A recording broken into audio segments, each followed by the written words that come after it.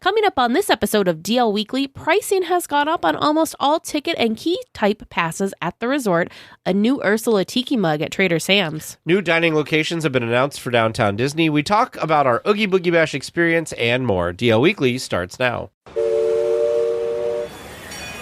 This is your captain speaking to you from the wheelhouse. I'd like to welcome all of you aboard the DL Weekly podcast. For safe passage on our trip, please do not sit or climb on the outside railings. And be sure to watch your children. The water can be unpredictable in these parts, and we'd sure hate to lose any of you. Well, hello and welcome to this episode of DL Weekly for the week of October 18th, 2023. I'm Teresa Urban. And I'm Teg Bushman. We'd like to send a thank you to all the current weekly tiers, including Peggy F., Mike M., Bob L., and Priscilla V. for supporting the show. Without your support, DL Weekly would not be possible. Your support ensures that the podcast will continue and we can make it to the parks more often to bring you the latest news and information direct from the parks, like our Oogie Boogie Bash that we will talk about later in the episode. If you'd like to become an official weekly tier yourself, head on over to dlweekly.net/support to sign up. Well, it's that time again for our friend Eric over at Concierge to catch us up on other Disney news. Hello, everyone. This is Eric Johnson with Concierge, and welcome to the D180. While Teg and Teresa cover all things Disneyland, in the D180, we take a spin around the rest of the Disney universe, and we do it in 180 seconds. Let's jump right in. We start our adventure this week in Walt Disney World, where some of our COVID-era restrictions are close to disappearing. Starting in January of 2024, we can park hop to our heart's content, much like the good old days. Gone will be the restriction of hopping only at 2 p.m. I know there's still a requirement to reserve your initial park for most days, but I can only do so much here. The Disney company continues to make visiting Walt Disney World easier bit by bit. It's not perfect, but I still consider it a win. Let's head to one of those 4 parks, Disney's Animal Kingdom. There are plenty of fun places to eat in Animal Kingdom, but Disney is kicking their menus up a few notches. Harambe Market is always a great place to get a bite, but some of these new offerings look pretty amazing. New rice bowls include your choice of chicken, shrimp, or chicken and shrimp. Spiced tomato salad and tzatziki sauce make these dishes something you'll have to taste to believe. New salads and pitas are also available. If you're in the mood for a totally plant-based meal, Disney's chefs have some new options that include impossible proteins with similar spices for your pitas. I don't always eat at Harambe Market, but it's definitely on my list for the next trip. For your breakfast needs, look pretty much anywhere in the park and nab a stuffed pancake sandwich. This new treat features sausage, eggs, cheese, and your choice of with or without some guava. I'd opt for the sweet with the savory myself, but it's up to you. Breakfast tachos, that's tater tot nachos, and more will jazz up your breakfast time. Tamu Tamu refreshments in Harambe will also start selling various Dole Whip treats with and without alcohol.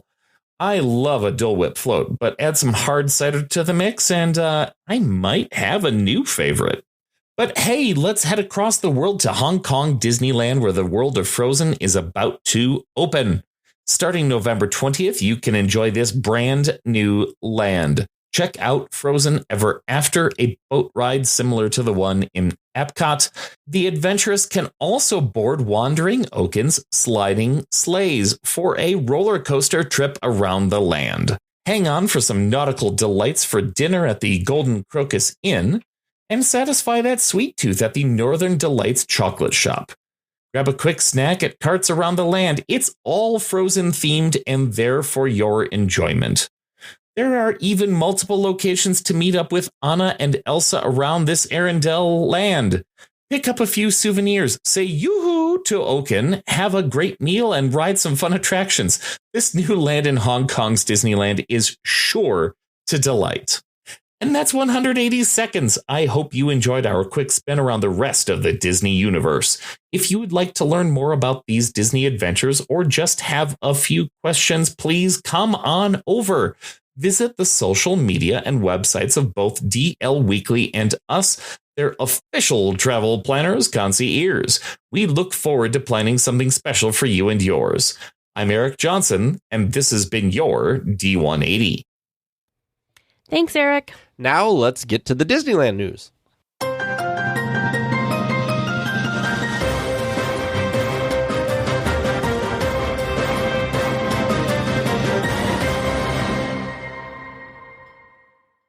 As is typical for this time of year, the pricing at Disneyland has gone up again.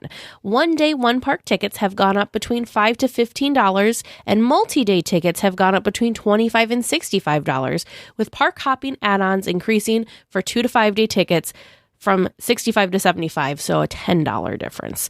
Genie Plus also saw a price increase starting at $30, so this is a $5 per day increase. Parking rates have also increased $5 across the board. Magic key holders were not spared, with the Imagine and Inspire keys going up $50 each, and the Enchant and Believe levels going up $150 each. Oh my goodness. Oof. So, you know what I keep thinking about? There was an interview with Bob Iger that Yes. talked about that maybe they've gotten too expensive with the tickets, et cetera, but apparently he has forgotten that, or Well, it's not a priority for them anymore, or but what? it's just basic economics, right? It's supply and demand. You only have a limited supply of how many Magic keys are offered or how many people can have tickets every day versus what the demand is. The demand for Disney parks has not dwindled, even though the offerings, let's be real, the offerings have been scaled back. Not all entertainment is back. Just look at Disneyland, for example. There's nothing at the Hyperion Theater going on right now. We have no word on what's going to happen with Fantasmic. Yes, we do have some really fun, really great kind of temporary shows going on the Rivers of America, but like it's not the same level as what Fantasmic was. There's still holes and stuff. Magic Happens is just ended. Yeah, so there's a while. technically no parade for regular guests, only a parade for Oogie Boogie Bash guests. So there's still a lot of gaps, and ride maintenance is not up to the standard that it used to have. There's a lot of things noticeable on, maybe not for people that are first timers that have never gone, because you can't look and see at everything in each attraction. If it's your first time, your first time riding through, you don't notice absolutely everything. But for people that have gone on a couple of times, you may have noticed more things that used to work that aren't working, or perhaps lighting isn't as good, or whatever. But the standard's just not as high. So what's interesting to me. Again, I'm not surprised. Am I saddened by the increases? Yes, of course. But Disney is a business, so I'm not surprised that the increases happened, because, like I said, their supply and demand issue has been out of whack for a while. The demand is just super, super high. But the thing that's really disheartening for me is just Disney is noticing that the demand is high at the current levels, so it doesn't always necessarily feel like the TLC is necessarily as high of a priority for them, which if we're paying top dollar, we have certain expectations for maintenance levels and for entertainment offerings and that sort of thing. Yeah. I mean, we're paying more now than we ever have, and we're not getting as much as we used to get. I think back to when I had my first annual pass way back in the early 2000s, and it was $250 a year, which gave me free parking and a bunch of discounts and everything, and I had no blockout dates for $250 a year. Yeah. And at that time, we had a daytime parade and a nighttime parade, and we had a fireworks show, and we had Fantasmic, and we had Disney California Adventure, and we had a parade over there, and we had, at the time, there was some fireworks over there for a little while, and then eventually we got World of Color. But it just seemed like, obviously there's certain things as a business that cost more. Labor prices have gone up, cost of goods sold, so material costs for things like upkeep, material costs for things like food in the restaurants and all that. All of those things have gotten more expensive, and all of us have felt that. And so obviously it has to be paid out of somewhere. However, I don't know. It just seems like a lot, and it's way above the inflation price. And so I don't know. And the other thing that always gets me, something that I always struggle with, is I always look at like their parking, right? So parking, if you want to park your car for one day, one car in one of the parking structures, it's $35 a day. Now, I used to park there when it was like $15 a day, but then it was also part of my pass. And I thought when it got to 20, I'm like, well, certainly nobody's going to charge more than $20 a day to park my car. Well, no, now it's 30. It's almost double. Yeah. You know, even things like hotel guest self-park is $40 a day. I'm like, you pay how many hundreds of dollars a night to stay at these things? And now, well, anyway, whatever. Yeah. It's just a lot. And for one day, it's a great value. Okay, so if I try to be fair, if you go see something like a Broadway show, you could pay a couple $100 a ticket to have, 3 hours of entertainment? Yeah. And technically you're getting an entire day's worth of all different types of entertainment. And we've commented on the show numerous times how some of the show's entertainment that we get at Disneyland is Broadway caliber and stuff. So is even the tier 6 one-day one park ticket of $194, is that still a good deal? It depends on you as a person. Yeah. I just think that what happens and what makes it difficult is it's generally billed as like a family place to go. And so it's not just the price of one person or two people. It's the price of like parents and children. And so you get, 3 or 4 tickets, and that's very expensive. And then you add food, parking, hotel stay. It just becomes really not reachable for a lot of people. It adds up fast. Do you want to know something crazy? So you had your first ever annual pass was, do you remember the year? 2001, 2002, somewhere there. So my first annual pass was the fall of 2019. Okay. And now we're in the fall of 2023. So it's what, four years, right? Sure. My first pass was the Flex Passport. Do you want to know how much my Flex Passport was? It was $599. Do you want to know what our current level, which we currently have the Believe key? It is now, thankfully, our time came up, so we got the quote-unquote old price, but now our pass is $1,249. So in 4 years, it doubled. More than doubled. That's crazy. Like, that's not even that long of a time. Like, you know what I mean? That 4 years is not that long, but yeah. Now, granted, the Believe Pass, you can argue, and I argue as well, is a quote-unquote higher tier pass than what the Flex Pass was. But, man, I love that Flex Passport. That thing was great. That was the foreshadowing, if you will, of park reservations, because you had quote-unquote good-to-go days, and then you also had days that you had to make reservations for because they were kind of more high-demand days. But it worked super great for me. I really liked that pass. Hopefully we'll get back to a day at some point that we can go back to that kind of style of pass again, where there's quote unquote good to go days that you don't need a reservation, and then maybe higher demand days that you do need the reservation. But yeah, that's crazy, isn't it? Well, the other thing that you can put, so $12.49, so we were just talking about the Believe Key Pass, the new current price. If you take the lowest tier 0, which is like almost no days. And that's 1 day, 104, 1 park. 1 day, 1 park. If you go 12 days in a year, the Believe Key makes more sense at that lowest price. Yep. But you got to remember too, you're adding park hopping. And so let's see, $12.49. I'm just doing some math here. If we what's our average trip? 3 days? I would say 3 days. Okay. Park hopper. So $390 for park hopper. Well, that's just some extra money. So if I just do whatever. So if we go about 3.5 trips, so it pays for itself. Yeah, so that's nine days in that sense. Yeah. So it's still a fairly good deal. It'd be a better deal if we lived closer. Oh, yeah, for sure. But I just think it's wild how my short little time as a pass holder, it has already doubled. And I miss the days of the Flex Pass because I liked that. Same thing you're talking about, the good to go days and all of that. Everyone thought, and I was a little nervous about it too. Like, well, what if I can't get a reservation and everybody else has their tickets and they're in the park and I'm just going to be stuck in downtown Disney because that's the closest. Never did never did that happen for me. And yeah, it wasn't as big of it worked out perfectly because we planned ahead because of course we're coming from the Midwest. It's not like we just live down the street from Disneyland and just like, oh, hey, I want to go to the parks this weekend. So I can get, if that's your style and your way of doing the parks. I could see how it was a little like, ooh, I don't know about that, but it worked super great for our needs. It's just going to keep going up.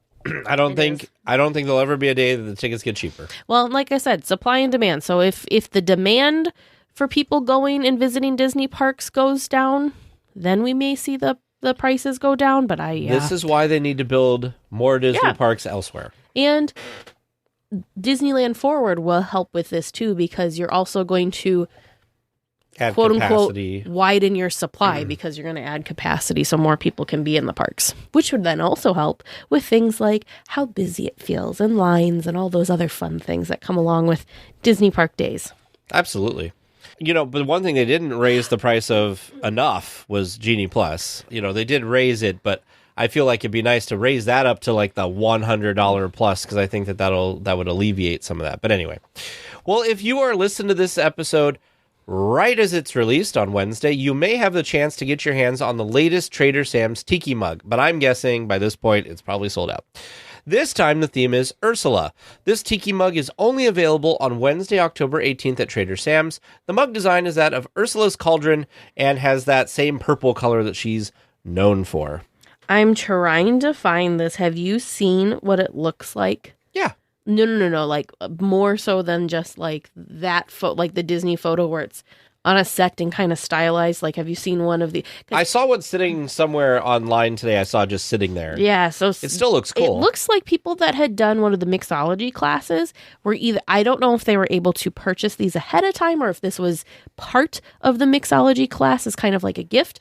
But our friend, the Disneyland nurse, was in the parks for the 100th anniversary yesterday, Monday, and someone he knew had done the mixology class, and so they were showing off their mug on their Instagram page, and it's almost like, I don't know, it's bigger. It's not a mug.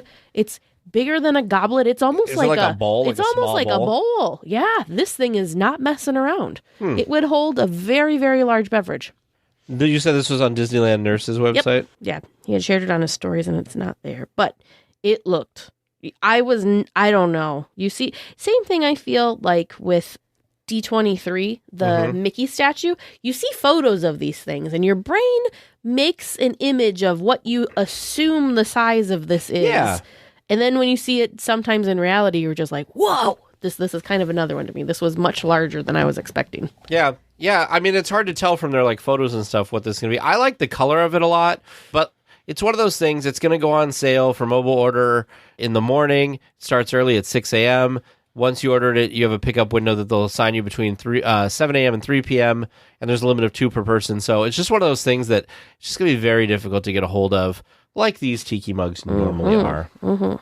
Well, the new area of downtown Disney, which is currently under construction, is going to host some new eateries and has a name. Parkside Market will house 4 new locations for guests to dine while at the resort. Soul Sister will be a fast casual restaurant serving Korean rice bowls with a California twist. Yum. Sip and Sonder will serve lattes. We need more of those. As well as fresh treats, frozen drinks, and Caribbean-inspired bites.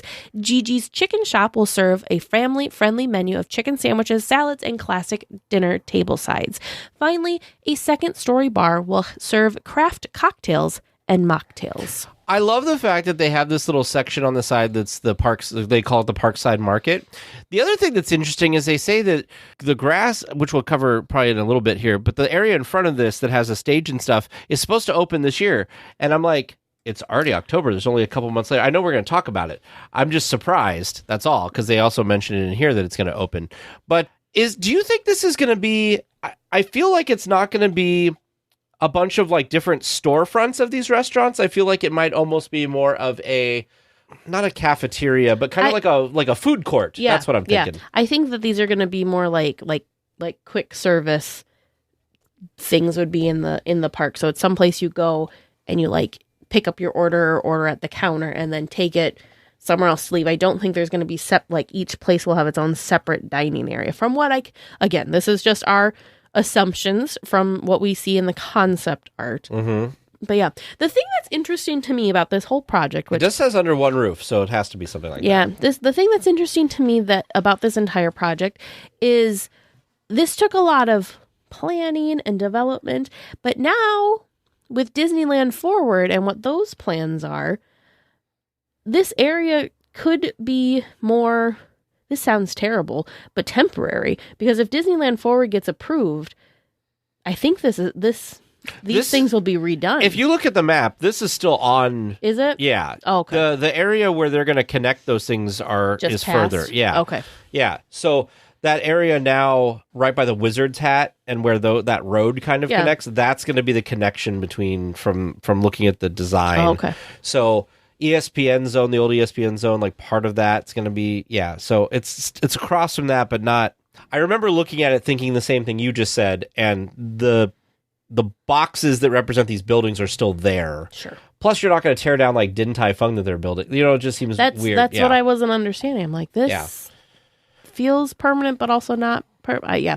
So the thing that, I mean, and maybe I need to take a couple steps back, but the thing that just makes me a little sad is this is kind of, I hope the immersion's there.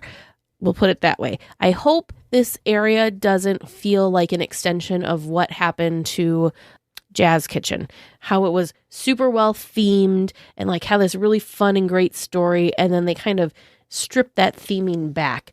It feels to me like I take back what I said, by the way. Oh, okay. In this concept art, it does look like they've done something with it, so I don't know. Gotcha. So this may kind of just be a bridge between now and Disneyland Forward. So that would also make sense why maybe this area is not going to be super overly themed, because it's not, the plan is not for it to be there for a long period. The whole thing's just really interesting, especially we were really excited about this project and the concept art when they first released it. But now, like I said, I'm just kind of a little confused by it because of Disneyland Forward. Now, of course, if Disneyland Forward gets approved and all lights are green and go ahead forward, clearly it's going to take time for them to do all of the different things that they want to do with the Disneyland Forward project. So when I say this is temporary, it's not like, oh, it's just a couple months that these things are going to be here. No, it's more like a couple of years that this will be this way before it's then transformed into its next, whatever it will be used for space, I think. Yeah. Anyways, I'm just curious because I'm trying really hard to hold my thoughts and judgments until we actually see the space, because it's hard to really know what it is that they're doing. Yeah. I just hope that it doesn't feel bland or generic, I guess would be a good way of saying it. I'm trying to find, I don't know why we always have these things linked, and I feel like I can always look at these things, but I'm trying to find this map again, because now that we're talking about this, I really want to find it. Because what was it? It was like the noise. Here we go. So I just want to see. Oh, that's right. The map that had the noise. Which has all the like potential. Yeah. So this is where Downtown Disney comes in. But Downtown Disney comes in like it does now. Yeah, and so that's when it goes over Disney. Yeah. Drive. So it would be gone. Yeah, it would be gone. In fact, there's a family ride indoor kind of in that space that they're proposing. Huh. I didn't even. Wow. Well, that's really interesting. Isn't that?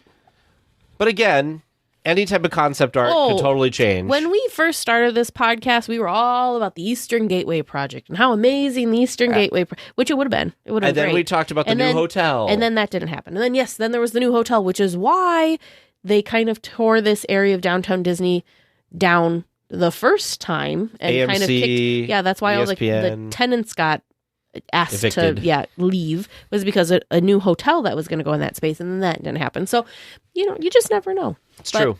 Right now with the new project, this change of Downtown Disney could be more temporary. Sounds bad because that sounds like a month or like a Band-Aid. Yeah, but it's temporary as in it'll be a couple of years at least. Yeah. Well, a couple of new design elements have been added to the new Downtown Disney expansion area that we were just talking about. The stage is a unique mid-century modern design and a new sculptural tower crafted by Nicholas Smith, honoring the contributions of the mid-20th century architects of color in Southern California. This area should debut later this year. This looks cool. It does. It looks fun. The other thing, too, that I realized we kind of went off on a separate tangent when we were supposed to be talking about the food that's coming here. Yeah. I'm excited. The food sounds wonderful. I'm excited to try these things out.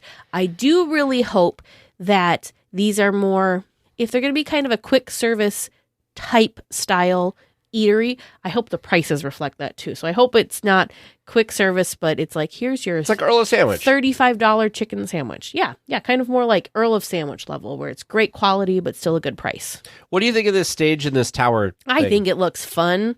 I think it looks super fun. If I was local, I would totally just hang out down here.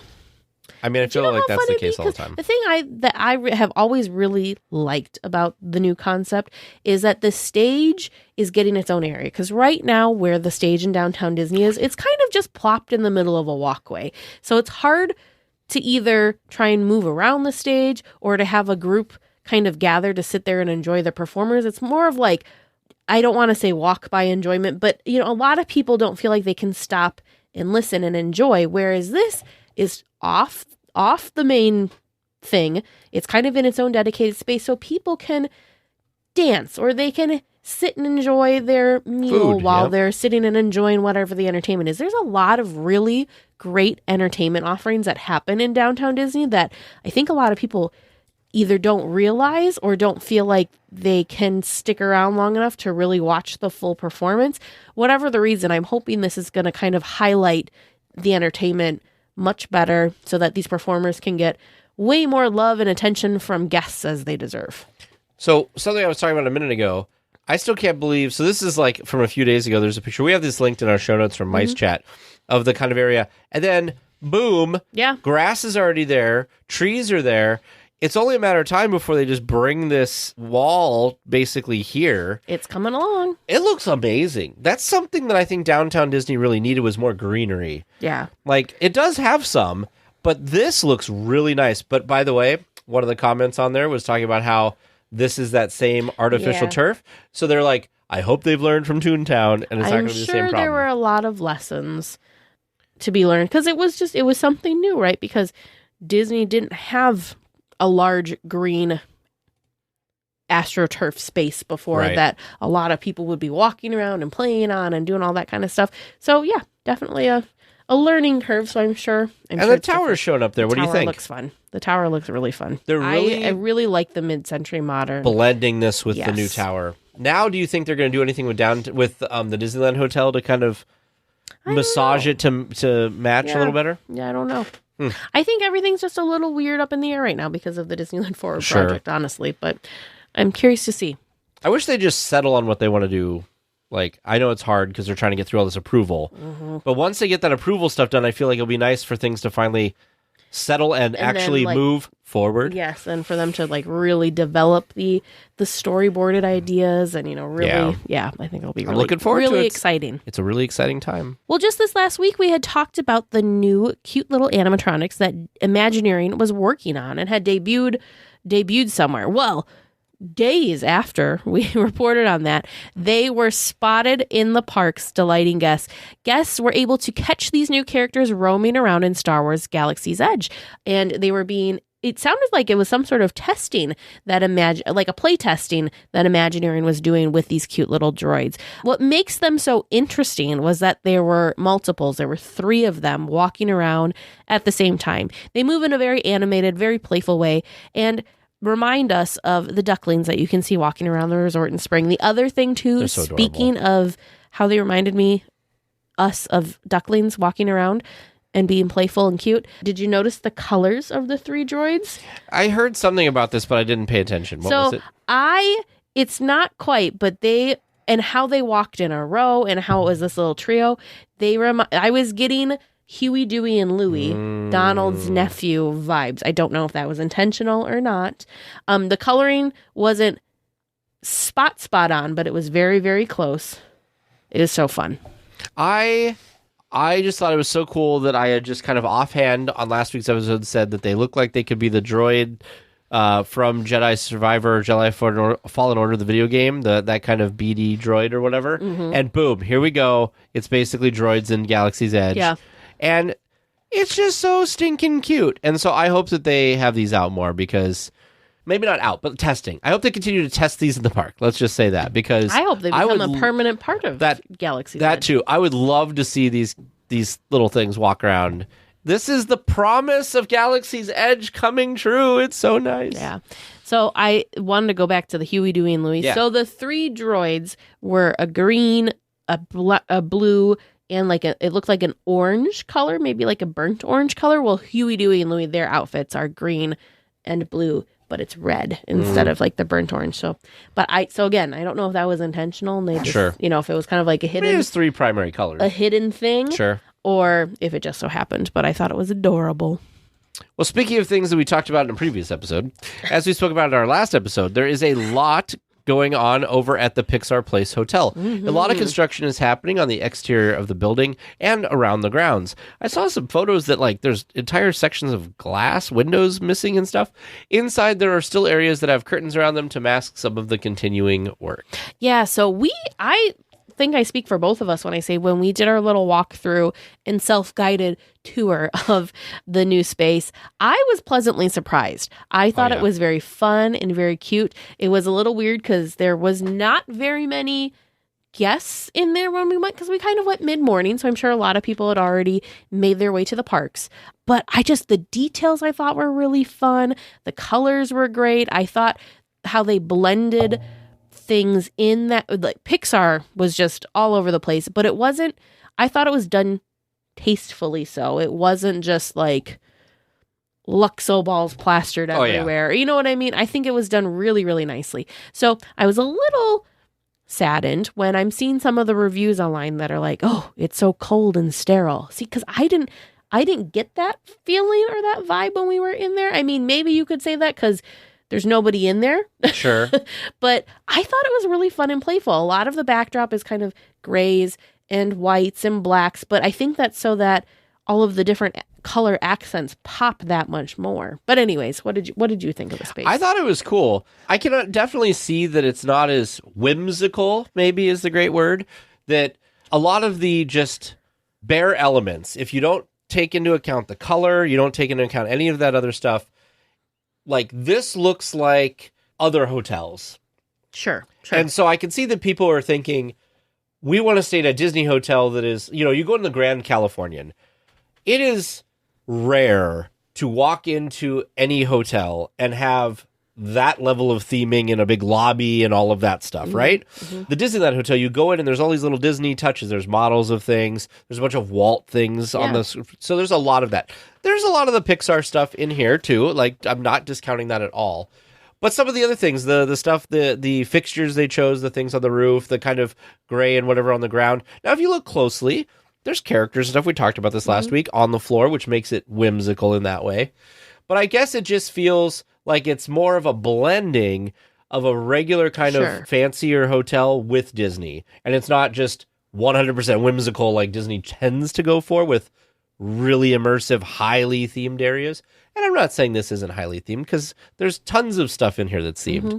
It's just kind of more of a blending or a mixture of that. At least that's kind of the vibe I got off of it. But I think, like you said, once this space is done and there's more people around, it's going to feel better. Yeah. Just when we went in, there wasn't a lot going on. It was like we have this place to ourselves. But also, it is kind of separate. Like, it's not, the Grand Californian and the Disneyland Hotel are both places that people end up in for one reason or another. So there are just a lot of people around where you're not going through this to get to something else like you are those other. Well, and even just things like the pool is on the roof here. Right. So there's not even, kind of like the hustle and bustle of guests enjoying the pool space as you're either, that you can see from ground level as you're walking up to the property. Did you see this when we were there? We did. Remember, I wanted to walk down that way and we weren't sure where it went, but I thought, they've got these really colorful, like patchwork pavement with Luxo ball lamps going down to kind of take you to one. This kind of I'll call it like the back entrance because it's the entrance that connects to the parking garage. We went around the front to the big main front entrance there. But I think it's really fun. The one thing that I am a little disappointed about is I wish for the restaurant space they wouldn't have gone with something that existed. I wish it would have been a Disney-themed restaurant. Sure. Because you've got Goofy's Kitchen at Disneyland Hotel. The Disneyland Hotel. You've got Storyteller's Cafe in the Grand Californian. You have Disney eateries, and then you also have things that while they aren't like over the top Disney, they're still Disney owned, Sure. Disney operated restaurants and quick service things. So it feels a little strange to me that Great Maple's coming in and is kind of just attached to the hotel, because there's no, from the concept art and from what you can see from the exterior of the work that they're doing now, there's nothing about Great Maple that ties it into the Pixar theming. It's just kind of its own separate thing. So I'm a little disappointed about that, because you could have had a Ratatouille. I mean, come on, there's so many food tie-ins with different Pixar things. Ratatouille, you could have had a sushi place like Harryhausen's from Monsters Inc. That's a miss, because I think people Harryhausen's would love would have been to have a fun. nice sushi place. And they've done Ratatouille style restaurants before in Disney parks, so that's not a brand new. So that could have been an easy thing for them, but I feel like they missed an opportunity. Or I know Disneyland doesn't like to duplicate things, but Lamplight is so popular, they could have just duplicated that same type of experience right here. Yeah, You're right. I think that was. I a love miss. this staircase, though. By the way, I the love purple. Soul staircase was Yeah. incredible in person. It's so really cool. well done. Yeah. The lighting was great. The fact that there's a little nook with the piano and they've got a mural of like the band accompanying the piano right there. Oh, Yeah, love it. links in the show notes for photos, not the ones that we took, but photos that other people had taken of the new space. DL Weekly announces the boarding of the Trivia Express, non-stop star speeder service to the moon of Endor. All passengers, please prepare for immediate boarding. Hello, it's trivia time, and welcome to Trivia Land. How are you two doing this fine, whatever time of day listener is listening? Good. Good. Teresa, good. We'll see. Trivia Land's the. it's Why like do the, we keep getting tickets to this land? the We should wild We west? should just go to a different land. Yeah, I'm a little upset because this week Teg was telling me he was happy that I was doing trivia because I'm easier than producer Vern. I do think you're easier on us than Vern is. That's Why did you say that? usually true. Oh gosh. Uh-huh. He's like, I'm going to prove you wrong. You did. This is your fault. I don't like to blame think- James at all. I like to think I'm giving you a fair shot at some of these, but You like to think you are. you surprise me with the things that you know on occasion. Okay. So we'll see how you do. Okay. And I'm going to apologize for any pronunciation on this first one. Question number 1. What attraction in the resort would the hint Usu Mate direct someone towards? Usu Mate. Oh, I hear the brain gears turning, but we're not really getting anywhere right now. The hamster wheel's a spinning, but the hamster isn't in the wheel at the moment. Could you give us a hint? Sure. Usu Mate is a reference to something that was transformed by Ahale. Oh. I'm going to say it's a tiki room. Sure. I will jump on that bandwagon. Hitching the carriage to that horse. We'll ride it forward. Why are you looking judgmental at me? Because I had a wonderful guess all on my own.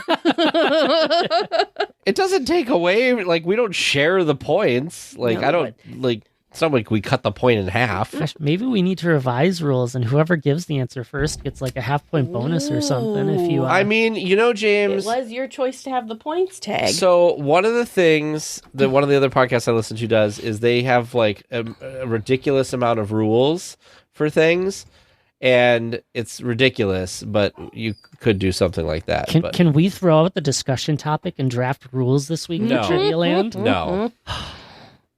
We're gonna keep pestering for this. If for the anybody's future. curious, go look up. There's a podcast called Connected, and they do their actually, there's a couple podcasts. There's also Upgrade, and they do these bets basically on predicting Apple events or whatever, and they have this long list of how they can pick things and how picks are scored and all of this stuff, and they get There you go. ridiculous. And they get ridiculous. Ridiculous is Trivia Land, so I mean, that's true. Maybe you and Vern could draft some things, but maybe. suddenly Trivia Land becomes an entire half an hour section of the show because of all of this. I mean, it's like the best section of the show. So I would not disagree that some people probably think that. yes, but we're not ready for the half-hour section, so I'm going to move us along to question 2. Okay. And for this, I want to know, what is the name of Hondo Onaka's transport company, which obviously is prominently something featured in the Q and transports. storyline of Smuggler's Run? Onaka Transport Solutions. Oh, Are you going to hitch yourself to my lovely transport on that one, Teresa? yes. That was my poor Honda Onaka voice. Oh, we should get that one in the accent So game is it eventually. Onaka Transport Solutions. Welcome, my friends, to Onaka Transport Solutions. You know what I'm regretting? Starting What? a podcast with me? 6 years later. No, when we were at Disneyland last time, I confessed to Tag because he's like, "Oh, we should go ride Smuggler's Run Because it had a low weight. because it had a low wait time." And I was like, "It's maybe an unpopular opinion, but I could take or leave." Oh my gosh. And we didn't. What did we do? Oh, we hid pins and we noticed that there was a speeder bike that's now in Galaxy's Edge. It was at least new to us. Yeah, it was new to us at least. Parked over by the Droid Depot, and then we got distracted and did something else. If I would have gone on the attraction like you had requested, I probably would have been Known able us to recall Onaka. that a little faster. Yeah. Okay. That's like top I 5 think attraction to for me, it's the most fun when it's like your party is the craft. I don't find it as fun Without when you're there with with strangers? strangers necessarily. Nothing against strangers, but it's just such a fun bonding thing to do with a group of people that you're on a trip with. Yeah. And I get the call from people too that like if you're not a pilot, it's not as fun because you have to look at your buttons, so you're missing what's happening on the screen, which is the big part of the attraction. It is different, yep. So I like pushing the buttons. Anyway, question 3. What is the name of the skipper leading the expedition that's being run up a pole? Oh, Skipper Felix? Felix. Yep, Skipper Felix. And it's his first day. Do you know Skipper Felix's last name? Oh, Isn't it Felix? Felix? I don't know. Felix. I don't think I've noticed a last name. Oh, not requiring it for the I was like point. half a point. Just curious. His last name is in parentheses on my score sheet. So, all right, last question this week. Is it true or false? Since you know how much I love the obviously not true conspiracy theory about Walt Disney being cryogenically frozen behind an attraction in the park, do you know true or false? The first person known to be cryogenically frozen or suspended happened before Walt died. Was it even a possibility? 50-50 chance. I'm going to say false. I'm going to say true. Seems like a 1950s kind of thing. 1950s? When Walt died? He died in the 60s. I'm saying that. I'm saying that they came up with it in the that they came up with it in the 50s, Okay, so that it would makes- be before he would have passed. Just had to clarify that one to be sure. So, Yeah. Yep. That makes sense. All right. That's it. Those are my 4 questions. Did I live up to my promise of being more difficult? Well, we'll find out. But first, we got to talk about some things. Oogie Boogie Bash. This week, we are going to talk with you about our most recent experience at Oogie Boogie Bash. So, of course, we attended the party on Sunday, October 8th, and it was fantastic as always. We So surprised much ourselves fun. too. We're becoming pros. We are coming Oogie Boogie Bash professionals. We shared this on our social media, but we somehow ended up with extra time at the end of the night and surprised ourselves with that and had about an hour of time, if not maybe a little more, that we were like, ooh, we can go redo things or go focus on things that maybe aren't party specific that we hadn't had a chance to go do and check out. So we really nailed it. We still didn't ride any attractions like No. some people do during But Oogie we Boogie could've. time. We could've. We had could've. time. I did pitch to you, baby, going over to Radiator Springs, but we decided. then we got distracted. Yeah, we got distracted. Because I think we were making our way over there, and then we just got distracted by all the amazing Yeah. Halloween decor. So before the party, I'd like to start before the Yeah. party. We went over. First of all, Teresa, do you want to talk about your outfit? Let's talk about your outfit first. What was your Oogie Boogie Bash outfit? So no one judge, threw together, it was the Saturday before we were leaving, and we left on a Thursday. So on Saturday, I thought, I think it'd be fun to do some sort of, maybe not costume, but some sort of fun outfit. So I quickly and last minute pieced together and was able to purchase items to make this, purchased items to pull this together. I also made my own headband, but I pulled together basically a Disney bound, a little bit more leaning more into the costume side of a Disney bound, Yes. but in essence a Disney bound Which looked amazing, by the way. Of Your one- thank idea you. of throwing something together is like, oh, this old thing?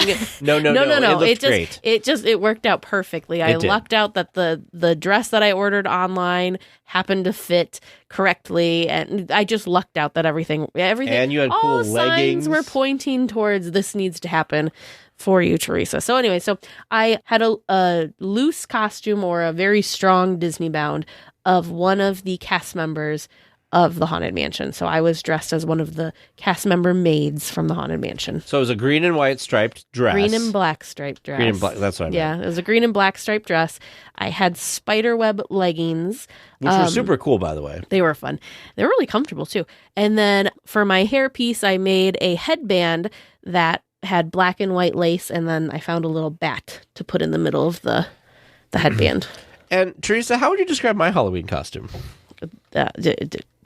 In your backpack? Yeah. You did bring it to the parks. I will give you that credit. I last year or sometime this year. Earlier this year. I purchased, because it was on sale at shopdisney.com, this Haunted Mansion it was sport the coat. wallpaper. Yeah, it's the wallpaper sport coat. When I received, and it was supposed to glow in the dark. Yeah, when I received this, I just want to give you guys an idea here. When I received this, it's made of a material that's not that comfortable, and what I mean by that is it's not that it feels bad, it's just that it holds in a lot of heat, and it was warm when we were there for Oogie Boogie Bash, and it's just not the most comfortable thing to move around in, and the sleeves are a little long for me. But unfortunately, with Disney sizes, it's not like a regular suit jacket where you can get different arm lengths and all of that, and I didn't get it tailored or anything, but I took it. It was warm. We did take a set of pictures with it, and then I promptly put it back in my bag because I was like, yeah, this isn't happening. But I also did not wear anything else other than that. I had just a Disneyland shirt. I had my jeans. I was going for comfort. I felt somewhat ridiculous with Teresa, who was completely decked out for it, which I thought was really cool, but it just made me feel like, man, I should have put at least some effort into it. If it would have been cooler out, your plan would have worked. Yeah, it would have been better. It was just But who would have thought? abnormally warm that October weekend that we went. So before we went to the party, we went to the Grand Californian, and we saw the Coco display that was over there. Oh my God. This thing, I could do an entire discussion topic on this display. This display was incredible. It's better than the Oogie Boogie ones. Oh, no offense to any previous things that they have put and created in this space. But yeah, the last 2 years, it was the last two Halloween time seasons was Oogie Boogie, which was fun. It was in theme, really well done. But this was a whole nother level. It was Miguel and Dante on the Marigold Bridge, which, yes, it was all these individually made little marigolds that created this bridge that spanned the entire width of the display. And if that weren't impressive enough, the Land of the Dead was behind them. And if you've seen the film, you know how fun and whimsical and colorful that is. Trying to find the hidden Mickeys that they had on this display one was tough. It almost felt impossible at times. You left out an important thing. God. It was also lit up. Yes, and it's lit up. The little rooms have little lights in them, and there's little twinkly fairy. Oh, it was amazing. Absolutely amazing. It was amazing. So we found they had these really floral... Oh, very fragrant. Fragrant, that's the word I was looking for. It was this large floral display that was in the middle of the Grand Californian. Very fragrant and very, very beautiful. But, oh, man, that display was just... If I had to be the person to take that, I would cry. If I had to be the person to take it down, I would cry because it is just that well done. Did you look at the guitar? They even had made guitar. They had these tiny little guitar strings that they had made. Mm-hmm. You'd think that, they could just use, I don't know, fishing line or something. But no, they didn't. It looked like it was something made because it was actually kind of relaxing a little bit. Yep. So, oh man, it was just amazing. All right. So pro tip for Oogie Boogie Bash is mix-in time starts at 3 o'clock. 3 o'clock. Yep. So make sure you're lining up early. It has gotten out that they do allow people to go into the Grand Californian entrance. So that's not as good of a tip anymore because a lot of people have learned that tip. So that line was maybe not necessarily shorter than what the front gates were. Also, tip, if you are a regular day guest and you come across the long line of people trying to get an Oogie Boogie Bash, you can walk to the front of the line and they will let you into the park if you are not attending the party. So that was something that I think some people got in line and they didn't need to. Yeah, if you were attending the party but also had a park reservation, you could also go you in. would be able to quote unquote skip the line. So pro tip is get in at 3 o'clock.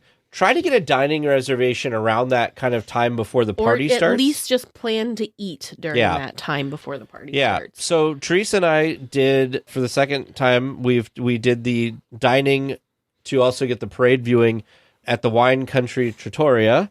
And they had a pretty good menu of stuff. It's a prefix menu. Yeah, they switched the menu up this year. I will say it was more expensive than the years that we had done it previously. But the food was also more elevated, if that makes sense. So like the steak that was on there was a much better cut of steak. What did they say it was? They said it was a ribeye. I don't think it was a fillet. Yeah. It was.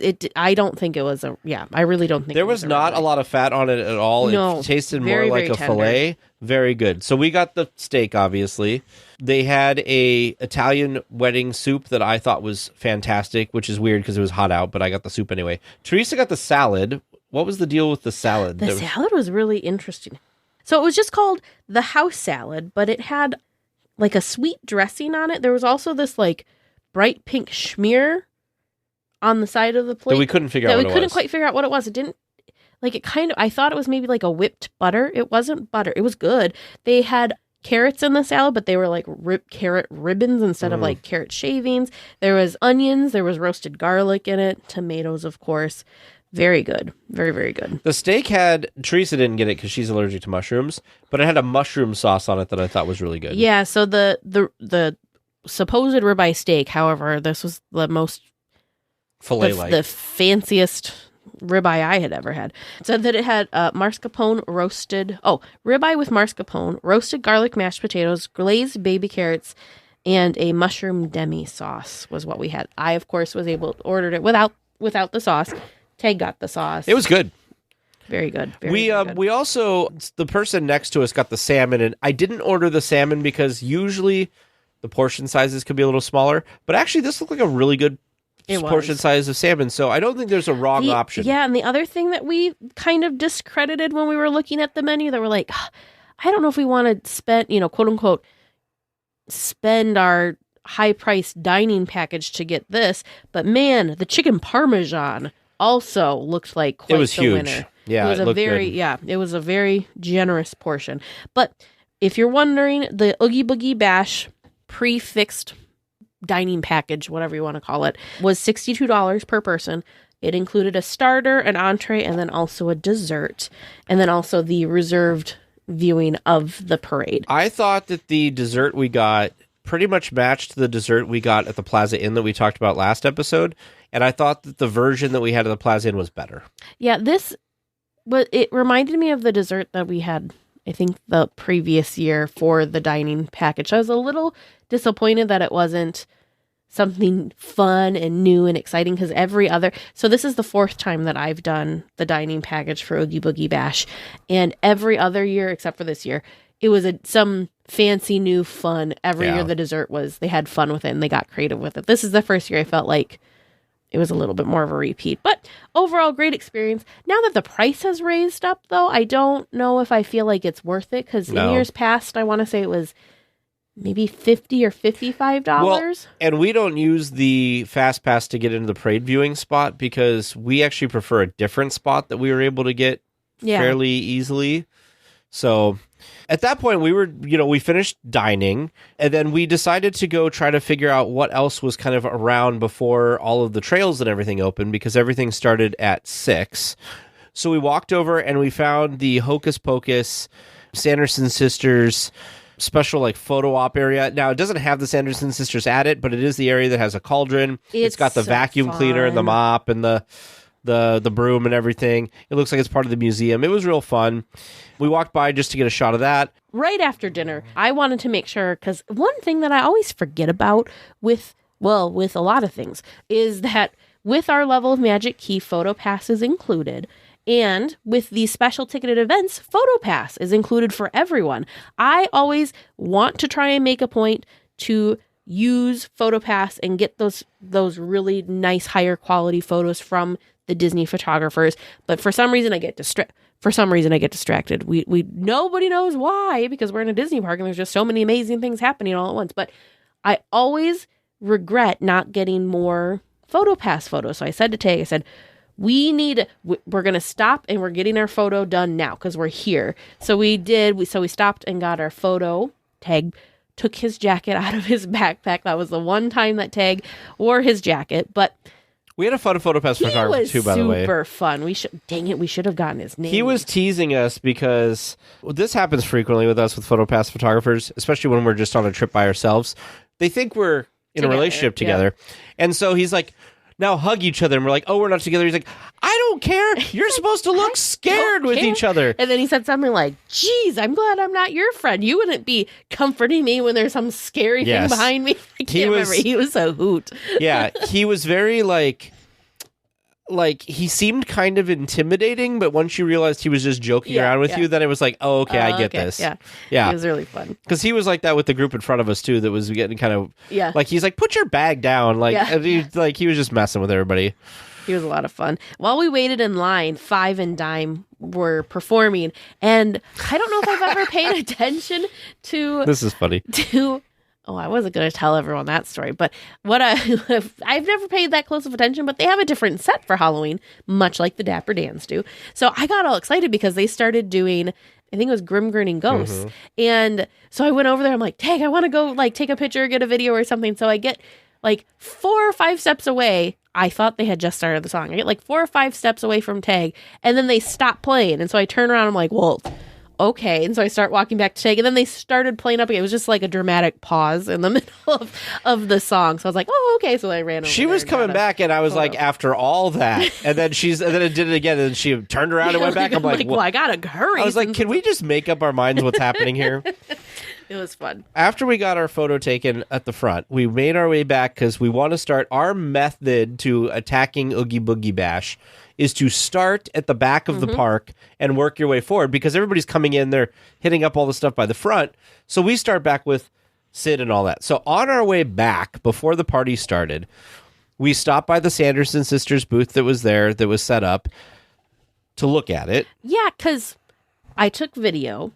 I was actually chatting with a weekly tier earlier that day that we met at the Disneyana event because I have been so curious as to what this is. It's been on the map. Everybody knew that it was there.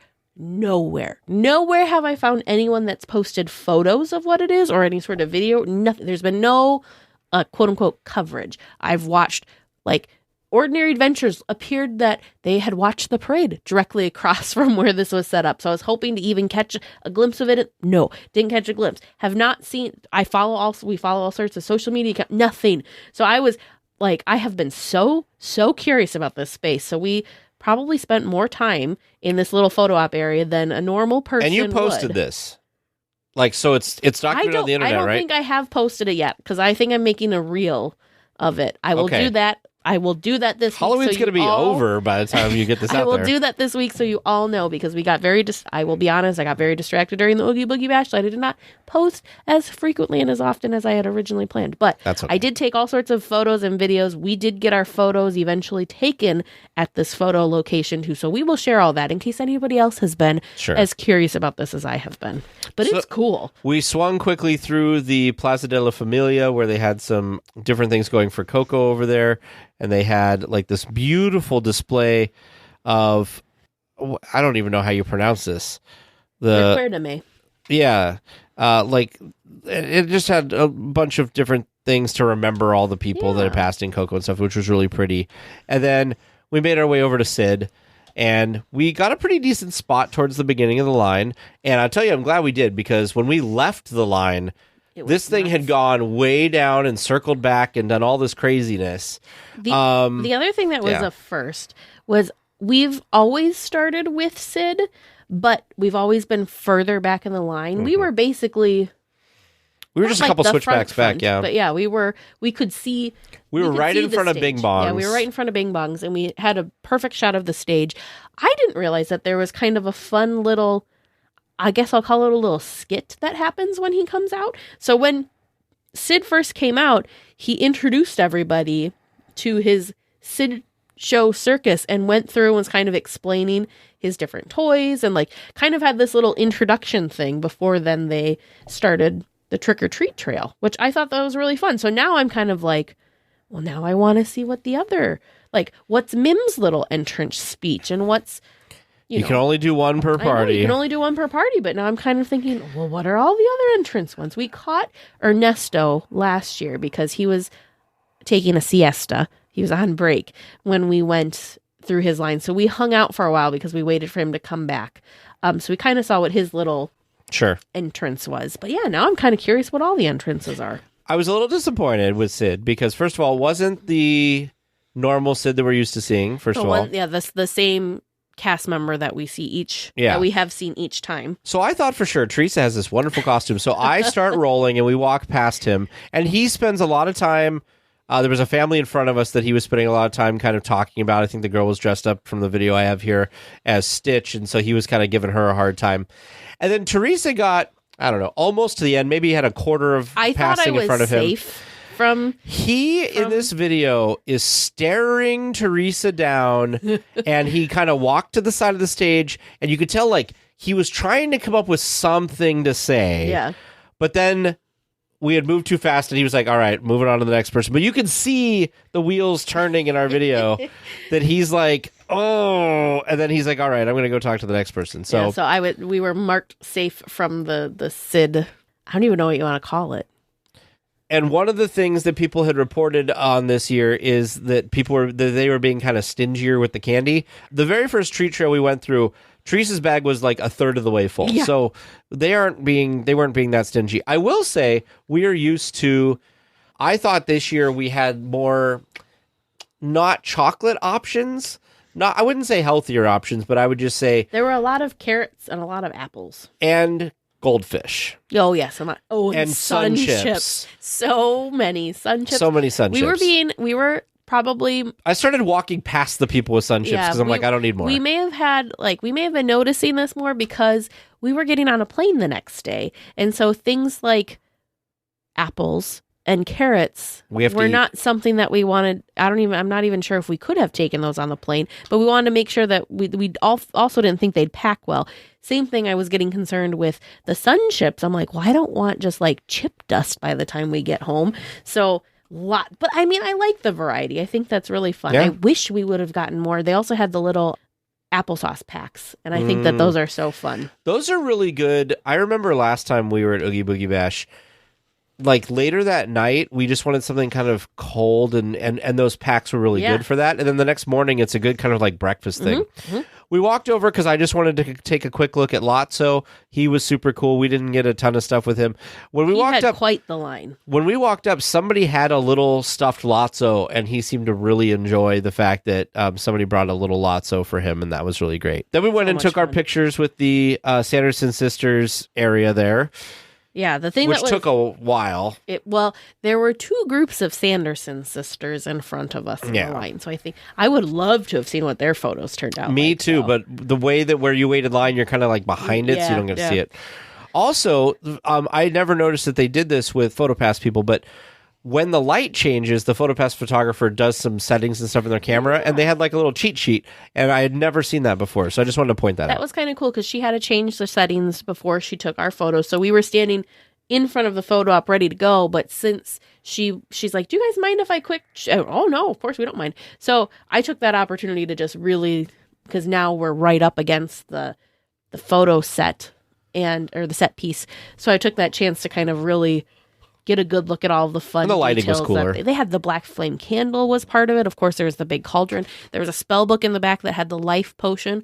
The broom, mop, and vacuum were there. And Thackeray Binks was even peeking out from around the corner. I thought it was a really detailed and really fun photo op that they put together. And right next to this photo op is a treat trail that we quickly went through and picked up some candy right across from Ariel's Undersea Adventure.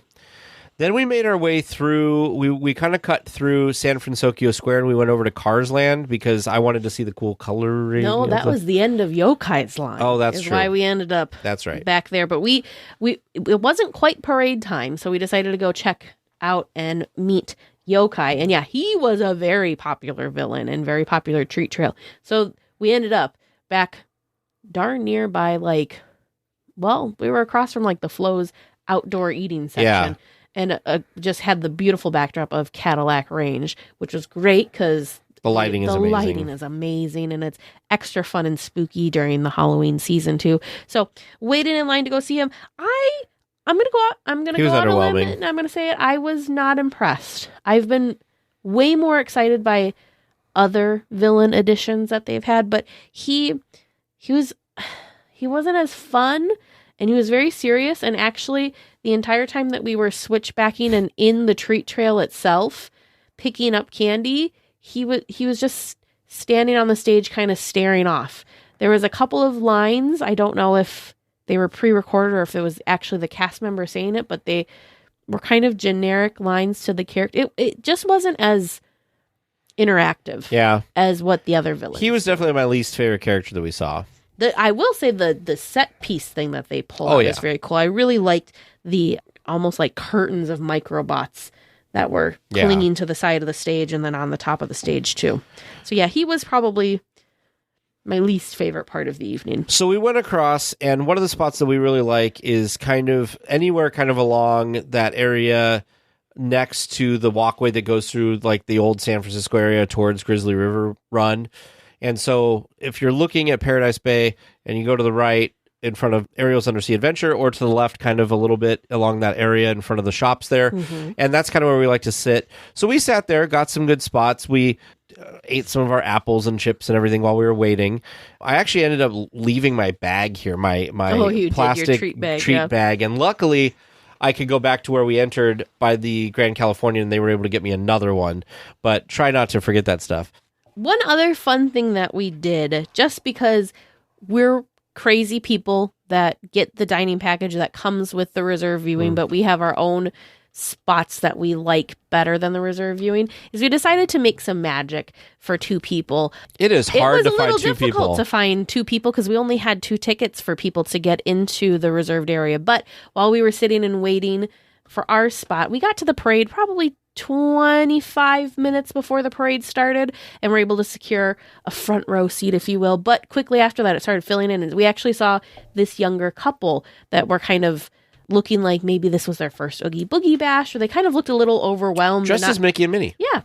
Looked a little overwhelmed and didn't quite know what to do. So we went over and gifted them our reserve tickets, and I held down the spots while Tag actually went over and gifted them the tickets, but they seemed to be very, very surprised and grateful and so thankful for it. So I wish we would have bumped into them later to check in and see what they thought of the parade. That would have been so fun. They looked like this might have been their first Oogie Boogie Bash, and they looked very kind of overwhelmed of what should they be doing. It is very overwhelming. I'm thinking back to my first Oogie Boogie Bash to this most recent one. If you would have told the 2019 version of Teresa that Oogie Boogie Bashed that you were going to, in a few years, you're going to have extra time at the end of the night, I would have thought you were crazy. Because if you would have told me that at the beginning of the night that we were there, I would have told you were crazy. I remember that first night, it's very overwhelming. You're trying to figure out who's where, what's what, and you're like, oh man, you feel like it's this huge, and you're just running around and, trying to catch all this stuff. So I felt very accomplished at that first night. We didn't do, no photos. It was only trait trails that we did. And we got through it all. That also was the World of Color show and the parade. So there was that eats up a little more time. There was one more nighttime entertainment offering, but we got everything done and had just enough time to then get ourselves to the front to get out, kind of a thing. And last year, I thought we were really fortunate that we had enough time to do Villains Grove twice. And now this year was even more time. So yeah, it's wild. But it's very overwhelming, especially if it's your first time doing it, because there's so many cool things to see and you just don't want to miss out. Of course, we watched the parade. Amazing as always. Teresa was very happy because she got to enjoy the parade because I recorded a bunch of the video for this one. So, and I was really happy because I had my phone had arrived, my newer phone, and so I was able to do that. And Teresa hopefully will get a new phone soon because she kept ogling over other people's I don't remember if we shared this last week or not. Yeah. We had watched the fireworks, and there was a girl in front of me that was taking video of the fireworks and taking photos of the fireworks. And I was distracted by her phone, not because it was in my viewing area or like right in front of my face. I was distracted because of the quality of it. So at the end of the show, I actually tapped her on the shoulder and I said, "Hi, this is going to sound really weird. What kind of a phone is that?" Because the video and photo that thing was capturing was amazing. Yeah. So yeah, it was, what was it, an iPhone 14 Pro? Yep. So yeah. Anyways, I was just like, I had phone envy. It was so cool. So when the parade ended, one of the great things about the space we pick is we can then make a quick exit back towards Grizzly Peak. That's intentional. Yep. And so I think, did we stop like at the restroom quick there and then head over? No. We did not stop at the restroom first. We just went, as soon as the parade went past us, we followed the parade to then get to the little walkway to take us back into the Grizzly area and got in line for Villains Grove. We originally were going to go see Judge Doom, but then we're like, oh, there's no real line for Villains Grove because we usually save Villains Grove to the end because as long as you're in the line, you can go experience it. Yeah. We want to get through the characters. So we were like, there's hardly any line. Let's just pop into it. This was insane. Like, it took no time to get into it. I've never seen the line this short. And move this quick. I actually paid attention to like when we got in line versus when we actually walked into the space. It was just under 5 minutes. From the time we got in line to the time we entered Villains Grove. Mm-hmm.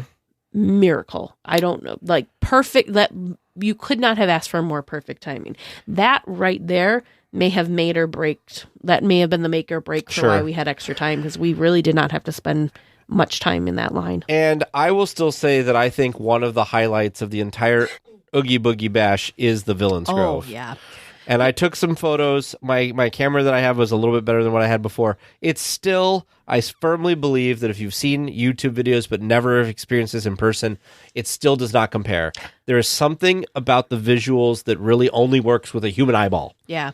The thing that I really like to let people know, and I reminded this of Teg, not last year, the year before, last year, is for some reason, the first time or maybe 2 times I went through, I felt rushed. Like for some reason I felt like it was a treat line, and as like that I had to keep up with the person in front of me and like go through.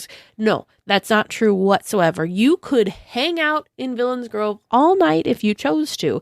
They monitor how many people go in with how many people are coming out. So it doesn't matter when you get out. They just don't let more, they just have only so many people back in the experience at once. So it's not like you're holding up the line, nothing like that. So take your time to really immerse yourself in it. There's little scenes at each of the villains' kind of stations, I guess we'll call it, that kind of come to life and transform. Don't just run past those things. Hang out, watch those transformations, or maybe if you only caught part of it, hang out and watch. And they only take a minute for the cycle. Yeah, it's not a very long cycle, so it's not like you're gonna, if you take your time, it's not like you're gonna be back there for 30 minutes or anything like that.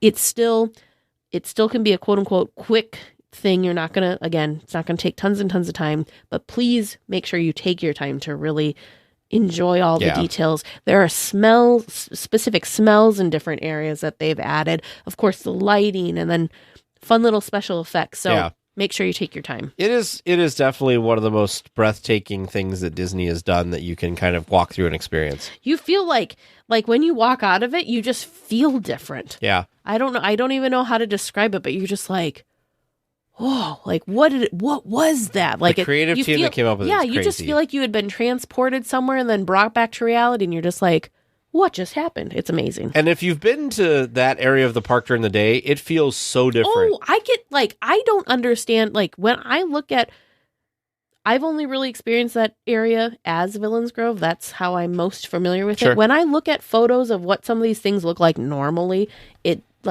doesn't compute in my brain. I'm like, that's what the quote unquote like heaven tunnel is, the one that everybody's like, it's like you're going into the light, like don't go to the light, you know, like the one that's super foggy and It's has amazing all the cool what lights. fog and lighting does. What it looks like normally, I'm like, that's it. Like, Yeah.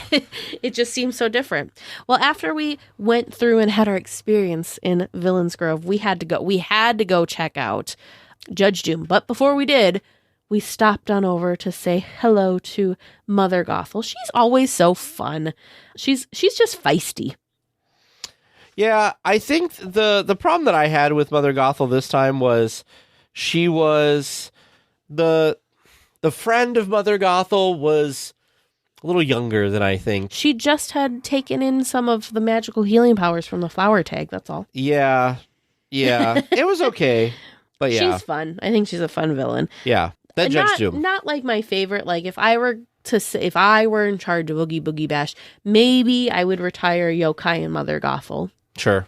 And maybe I'd bring Cruella. back Maleficent. And Maleficent maybe was Cruella, cool. just because Cruella's been there Yeah. the entire time. Nothing against Cruella. Yeah. I don't think you can retire Oogie Boogie. He's been there since day one, but it's his party. bash. Yeah. So I don't think you can retire him. But anyways, then, on to Judge Doom. This was a shock and a surprise to me. I was excited about this because of what we had seen on social media and YouTube. One totally unrelated thing that Teresa's going to be like, I don't know why you're talking about this on the podcast. I thought it was interesting that the cast members working this treat line were like the high schoolers. I've never encountered such young cast members, but they were very young. Yeah, it's like they brought them in from the high school or something. It was very weird. But this area, I'll let you talk about this area. I really enjoyed it. This area, we timed it well, too. We timed it perfectly. It just so happened as we were walking up, he was kind of going into his spiel about how he hated tunes and whatnot. So he was building up to showing off the dip. And I think I was even the one that he's like, what do you think we do about tunes? And I'm like, he's like, what do you think this is? I'm like, show us. And he's like, I will.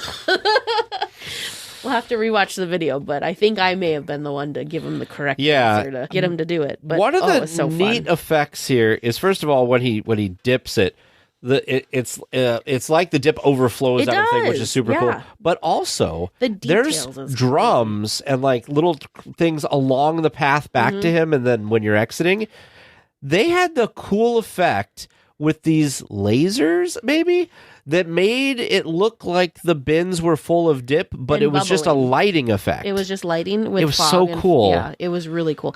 This was probably the most, aside from Oogie Boogie, because you're walking into the Animation Academy, so you're just surrounded by images and theming. But as far as treat trails go, his was the most themed. Yeah, I think by so. far, because not only did you have the theming of, the stage that he was on, which was wild. There was like this car machine thing. There was this big brick wall backdrop thing. Neon sign. Giant neon sign. But like Tag mentioned, as you walked into the space and as you walked out of the space, they kept the theming going with all of these big vats of like dip. Well, yeah, it was like, or like it was the ingredients for the dip. But yeah, it was super cool. Super, super cool. Yeah, it was really neat. After that, we went back to the Carthay Circle area because we were on our way to go over and see Madame Mim, who has moved this year. She's in that kind of, you describe it better. What is that little like space over there? It's kind of a little like plaza, and it's past Carthay Circle, but before you get to Avengers Campus, so kind of across from where the waterfall is. Yeah. And so we went there to see Madame Mim, and she took a break like as we got there. She went to take a break just as we got up to the stage. What was she doing? She was checking her witch's brew, and she thanked quote unquote Compost, which was the nickname she gave the cast member that was kind of helping. So Compost was supposed to fill in for her while she was checking on her witch's brew. He was supposed to do a song and a dance for us. He did not. Let's see if I can have this, and hopefully it shows up in the microphone. I'm going to go check on my witch's brew. I'll be back in a moment. Can you do something of note, please? Entertain the people. Dance for them. This is Compost, everyone. He's going to dance for you. Here it goes. With your brew. Thank you, my dear. Spoiler alert, he did not dance for No us. dancing. So what did you think of Madam Mim? Oh, well, just super fun as always, even though we missed her, which the thing that was nice. We didn't all fully miss her. Yeah, we She didn't was there. fully miss her. We just didn't get to greet her on like as we approached the stage. But the thing that was great about Mim was her location, because it was such a perfect location to be able to go through her treat trail multiple times throughout the evening. It wasn't like Sid, you can only really do Sid once because he's So far back. so far out of the way, whereas Mim's right there, right next to the entrance. So perfect. After Mim, we headed on over to Avengers Campus and said hello to Miss Agatha. She had this tiny super fan that was there when we went up She to was her treat. amazing. She was so excited, thought Agatha was the best of the best. When Agatha asked if anybody had seen Wanda, this girl was just like, I did. She was so happy to be able to provide intel to Agatha. It was so And she gave lots of details. cute. Tons of details. Like, yeah, it was adorable. She, like, you could tell that this child genuinely thought she was talking with the character. I just thought it was really, really fun. I mean, we didn't get to interact with her directly, but I think watching that interaction was like a million times better, because that little one so believed that she was talking to Agatha and that It she was was adorable. helping her. It was very adorable. Then we went over by Mission Breakout, and back in that area over by the Hyperion was, of course, Ernesto de la Cruz. So we went over there to catch him. Perfect The spot for him. only downside with this was we got there at a bad time because a bunch of the little treat trail handout things had run out. Yeah. He had just finished his concert, though, so I think he had quite a few people hanging out and waiting for the concert. So then they went through the treat trails, and yeah, all of the exit treat, the ones that when we went into the space were full and had candy, but as we exited the space, I think it was 3 of them were out. That was a first. I've never experienced that before, but it was kind of funny. I'm still in awe with this. This setup appearance of here is perfect. It is. The swap of having, because Mim was greeting in this location last year, but having Ernesto in this space and Mim in the smaller, more intimate space is perfect for both of those characters. I think that was a really, really smart move on their part. And it went so much smoother. Ernesto, you could feel like there was a lot of people watching him, but it didn't feel like that. And it was, his stage was just so big and so grand, which just made a lot of sense for the character. Plus, even if you weren't in the treat trail, if you were just on the street You could still leading see up, him and you hear could him. still see him, you could hear him, and like the trees in that space framed him perfectly. Yes. It was great. It was really, really They knocked that one out of the park for They sure. did. So we were trying to get the last 2 villain treat trails done before the second parade, or the final parade of the evening, came through. So we quickly went over into Hollywoodland and said hello to Miss Cruella. Fabulous as always. She's so much fun. It was cute. There was a little girl dressed as Cruella. And so she was, oh, do we share a name? And they quote unquote walked the catwalk together, and it was a really cute and really fun interaction as well. And then of course the main man, Oogie Boogie. You can't go to Oogie Boogie's Bash without paying your respects and saying hello to the big green bug-filled. You did skip one thing. For once, you skipped something. I did. So after Cruella, we walked over and got kind of the side view of the Sanderson sisters before we went and saw Oogie Boogie, because we didn't want to wait. That we went to get in the line, and they said it was like 45 minutes or something, and we're like, yeah, we're not going to do that. We got pictures last year. Yep. So I took a couple photos. Unfortunately, the PhotoPass photographer was kind of in the way, but whatever. What are you going to do? Yeah. But it was a cool area if you want to walk up and see the characters. Don't necessarily need a photo with them. You can kind of walk up to that area over in the Hollywood Pictures backlot and see And you them. can see them, yep. And that's totally fine. There's a little rope thing that you can't go past, but you can still see them. Yep. It was very fun. And then we saw Oogie Boogie, of course, which I actually enjoyed him more this year than last year, because I felt like he was a little more interactive this year. And they weren't whisking you through as fast as last year. Last year was like, keep moving, keep moving, keep moving. So that was really nice. Then we went... Then that was when we realized we had done all the things and we had seen all the things. But we realized that the parade was coming by again soon. So we found a spot, lucked totally out with this. We were able to find a spot in front of Carthay Circle on the fountain. So we actually were able to have an elevated seat to enjoy the second viewing of the parade. We watched it all the way through. Tag was very excited because he was helping me out and taking photos and videos of the first one. So this time both of us had our phones put away and just purely enjoyed the parade. I will say, this might be a contender for one of the best places. I really enjoyed where we viewed it from the last couple of years, but watching it from the little plaza there, the parade comes down straight at you, and it gets pretty close to you when it's coming straight at you before it Mind you, turns Teresa and goes loves the around. parade coming straight at you. I do. Because then I get more time to look at all the details of like the costumes or the floats themselves. And Sure. like, it was great for Jack and Sally because most of what you see when Jack and Sally goes past you is just right the sides of the float. Well, their float almost is designed to look at straight on more so. So that one I really noticed a difference with. That one was really, really cool. But Something I really enjoyed else it. that we miscalculated with this parade is most Disney parades, if we think about Disneyland, most parades start at It's a Small World, they come to Town Square, they end behind Main Street. The second parade starts behind Main Street and goes back to It's a Small World. The other way. We thought the same thing was going to be at DCA with this Halloween parade, that it was going to start back over by Pixar Pier, and it was going to come along past, Mermaid and all of that, past Avengers Campus, through Carthay Circle, and down through Hollywoodland. Yep, for the first and then parade. on the way back would come back that way. Mm-hmm. Guess what? It goes the same way both times. Yeah, we thought we were being smart. We're like, ooh, we're catching the parade from basically the beginning. Both times. No. But I think they started a little early because the Headless Horseman they made good got time. to us much quicker than he did when we were towards the start of the parade. I was glad we got to see the parade twice because we only get to see it once a year, and it's a great parade. It's a really great parade. It's hard for me to determine favorites of anything, but this one's especially hard because the Haunted Mansion unit and the Nightmare Before Christmas units are both so well done, and they're both some of my favorite things ever. And then the rest of it's all villains, which I love the villains, so I can't knock the if anything, I want more from the villains. But we need a villains park. Man, the haunted, the ballroom dancers are just fantastic. The grave diggers.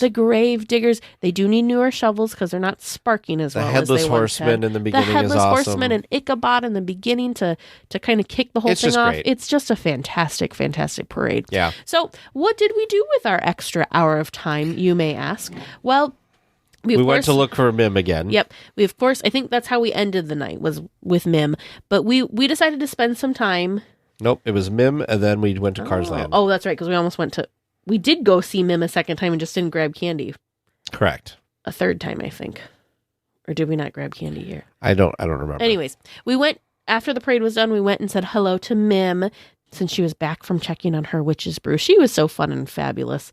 Yeah, I got a picture of you. Got a picture with her, and we chatted with her for a little while. Then we decided to go back to Cars Land, because Cars Land is just amazing. Amazing at More night. theming in one land than anywhere else. Yeah, it's amazing at night, but the level of decor that they put in for Halloween is just incredible. The details, all of that. So we decided to end our night back there and just really soak in all of that, which was great because we felt like we had the place to ourselves. There really weren't that many other guests back in Cars Land at that time. And as a bonus, all of the cars were out in their Halloween costumes. So we got to see Mater, Lightning McQueen. I don't remember what the name of the other one is that meets and greets. The fire truck was out in his clown costume. And if you're someone that's a big fan of Cars and of these characters, or you have someone in your family that's a big fan, go at the end of the night. They had PhotoPass photographers with each of these characters. No lines. Yeah. And if there was a line, it was like one or two people in front of you kind of a situation. It was perfect. It would have been a great time to knock out a bunch of character photos with these. But even though we did all of this, I don't feel like we were rushing. No, we not kind at of all. were just taking our time going around, and we still got everything in. I don't know if it was a good plan of attack. I think what happened was we had a good plan of attack, but we also had amazing timing with things, because the fact that we just so happened to walk into Judge Doom's area as he was starting his performance, we'll call it, when he shows off the dip, like that was perfect timing. Same thing with as we were walking into the Ernesto de la Cruz area, he was doing his performance. So we weren't right in front of the stage for it, but we were walking up through the treat trail as he was going through. So we got to experience all of the like really cool highlight interactions with characters just by dumb luck of timing. We didn't have to sit around and wait or come back to check it out again. Mim was easy because yes, she did take a break, but with where her location was, it was very easy to stop by and see her again. In fact, I was saying to Tag, I think we actually stopped by and just kind of visited her a third time. We didn't go fully through because we did not need any more candy and treats and things to try and figure out how to pack And that some night. chips. But we wanted to at least go see her again. So that was really, really cool and really special. Yeah. And then as you exit, there was 4 Yeah. bins as we exited that they were On handing Buena out. Vista Street. Yep, that they were handing out full-size bags of brownie M&Ms. You know So what? we I got still a haven't lot had of one of brownie those, M&Ms. but everybody that I know that's tried them thought they were amazing. They also had cold brew M&Ms, which I was really excited about. And then I gave you mine because I was like, nope. We dumped our bags out when we got to the hotel, like the small children we are, to take a look and see what our haul was. And somehow I only got 1 bag of cold brew M&Ms and Tag got 3. So we did some trading. What did we trade? I gave you, I think, Milky Ways. Okay. I think I gave you Milky Ways for your cold brew Yeah, M&Ms. because I like the Milky Ways and stuff. Yeah. So overall, great Oogie Boogie Bash experience. Fantastic. I think next year we'll skip the dining package. We'll do something else, or we'll get a different dining package or something. And I mean, if we go next year, Or even And then- maybe do reservations at Lamplight or something Yeah. like that instead. and then I think we have a working formula. Start at the back. By the time we get to where the parade route kind of is, it's about Yeah, so parade basically time. you want to finish the back half of the park before that first parade. Yeah. If you decide to watch that first parade, watch somewhere that you can easily get out of the parade route space. So we always kind of sit near that pathway by Little Mermaid to get us back towards Villains Grove. But if you sit somewhere, like if you sit down by, well, like Wine Country Trattoria, for example, you can't as easily get back to Villains Grove from that area as you can if you're down by like Carthay Circle or up by the Little Mermaid. Those sort of things. Just kind of keep those things in mind as you're going through and doing your Oogie Boogie Bash. Looks like we're coming in for a landing, gang. But please stay listening until trivia comes to a stop. And then you can walk to the nearest exit. Thanks for listening to the 8th wonder of the world, DLWeekly.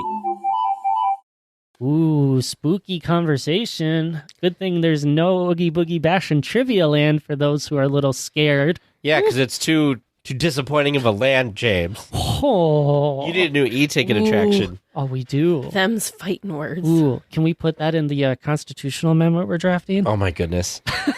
You know what would be a fun exercise for our listeners? We should have them submit drawings of what they think Trivia Land looks like. Oh boy. Ooh, yeah. That'd be interesting. Yeah. Confusing. Oh, that too, That's what probably. it looks like. Maybe they could give us descriptions of the attractions as well. Ooh, look at that. You know what would fit really well is like the Fantasyland Royal Theater. There you go. Their humor is right on top. Yeah, Oh, that's yeah. true. Mm-hmm. So, just saying. You and Vern on that show, that'd be wonderful. If only I had actual singing talent anymore. But anyway, questions, trivia questions. That's why we're here.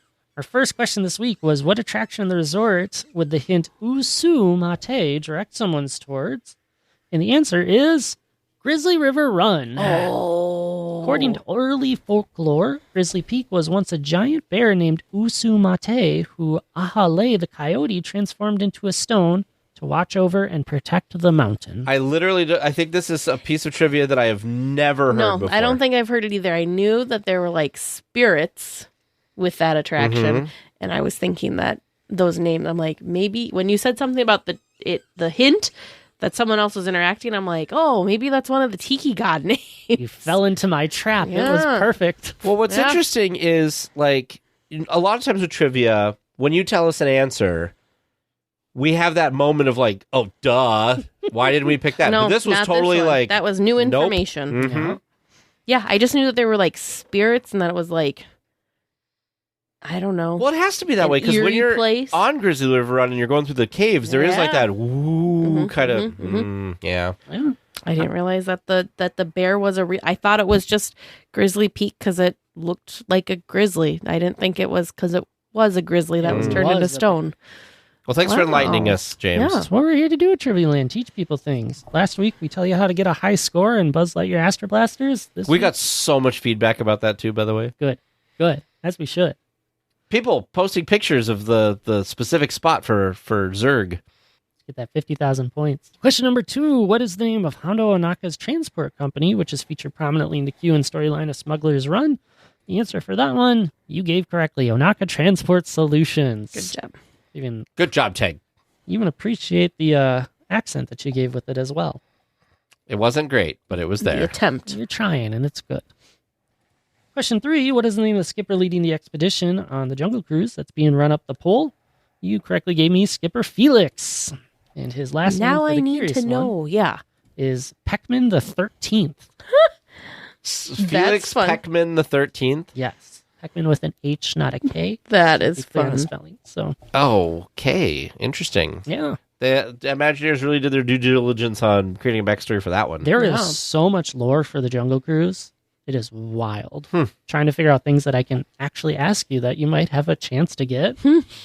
It's not going well. Sounds, Teresa, like There's we need to do a deep quite dive on the Jungle Cruise. Oh, I mean, just look at the queue now. There's all sorts of like stories woven into the queue with the refresh that they did Yeah, it's recently. It's but pretty yeah, phenomenal. And the last question, true or false, the first person known to be cryogenically frozen or suspended happened before Walt died? hey, guess what? One of us got this right. Yeah.